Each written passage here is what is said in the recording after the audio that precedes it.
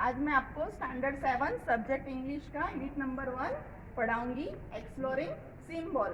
तो what do you mean by exploring symbol? तो exploring का मीनिंग होता है learn about something and symbols mean sign. तो हम देखेंगे activity number 1।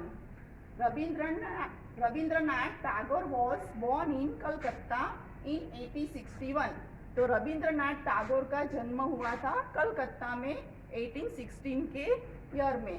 He is the poet who brought India's national anthem. वो एक कवि थे और उन्होंने इंडिया की नेशनल एंथम लिखी थी। And he won a Nobel prize in literature in 1913। तो उन्होंने नोबेल प्राइज जीता था लिटरेचर में 1913 के ईयर में। Tagore started to write poetry when he was only 8 years old. Tagore ने पोइट्री लिखना स्टार्ट किया था जब वो 8 इयर्स के थे। And he published his first poems when he was only 16. और जब वो 16 इयर्स के थे तब उनकी फर्स्ट पोएम पब्लिश हुई थी। For his first poem Tagore did not use his real name. तो उनकी जो फर्स्ट पोएम पब्लिश हुई थी ना, तो उन्होंने उसमें अपना रियल नाम नहीं रखा था। He used a pen name. तो यहाँ पर पेन नेम, तो what do you mean by pen name? तो पेन नेम मीन्स हम अपना रियल नेम नहीं रखते, कोई दूसरा नाम हम रखते हैं, तो उसको क्या बोलते हैं? Pen name. तो he used a pen name. His pen name in English mean sun lion. तो उन्होंने जो पेन नेम यूज किया था तो उसका मीनिंग क्या होता है? सन लायन। तो स्टूडेंट्स, यहाँ मैंने ग्लोसरी लिखी है जो आपको अपनी नोट में राइट डाउन करनी है। तो हम अपना इसका एक्टिविटी नंबर 2 हम अगले वीडियो में देखेंगे।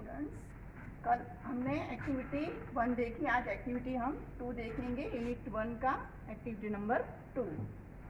Where the mind is without fear। तो ये पोयम है जो रविंद्रनाथ टैगोर ने हमारा देश जब ब्रिटिश के कंट्रोल में था ना, तब उन्होंने लिखी थी। और इस पोयम में वो प्रेयर कर रहे हैं गॉड से अपने कंट्री के लोगों के लिए। तो मैं पोयम पढ़ रही हूँ। Where the mind is without fear and the head is held high।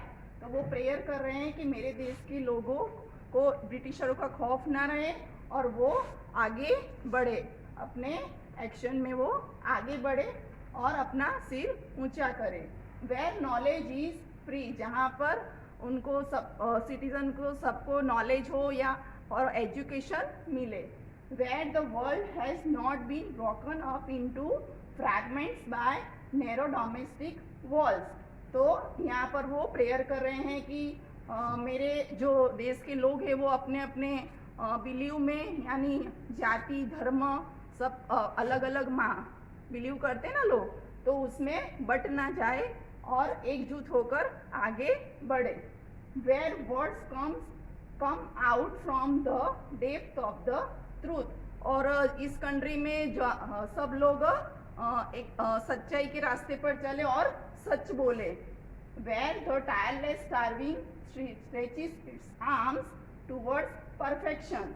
और बिना थके बिना हारे अपने बिलीव में बैड हैबिट्स में बिलीव न करते हुए वो आगे परफेक्शन की ओर बढ़े।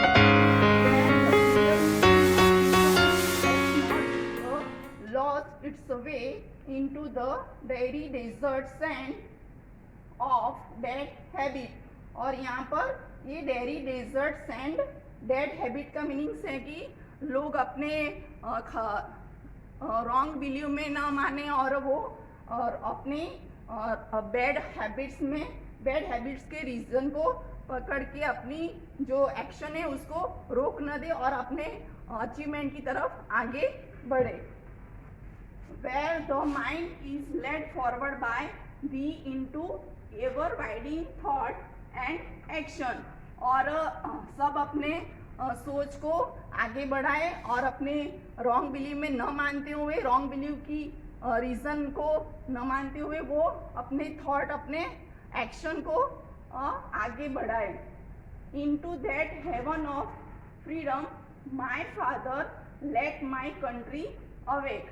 और यहाँ पर पोएट प्रेयर कर रहे हैं कि जब ये देश के लोग एकजुट होकर अपने एक्शन में आगे बढ़ेंगे और एक लॉजिक एक एक्शन उनका परफेक्शन की तरफ होगा, तो जब ये सब फ्रीडम के बाद मेरी कंट्री एकदम स्वर्ग जैसी बन जाएगी, ऐसी वो इमेजिन कर रहे हैं। और वो भगवान को यानी गॉड को प्रेयर कर रहे हैं कि मेरे कंट्री के देश के लोगों को जागो, ऐसा वो यहाँ पर प्रेयर कर रहे हैं।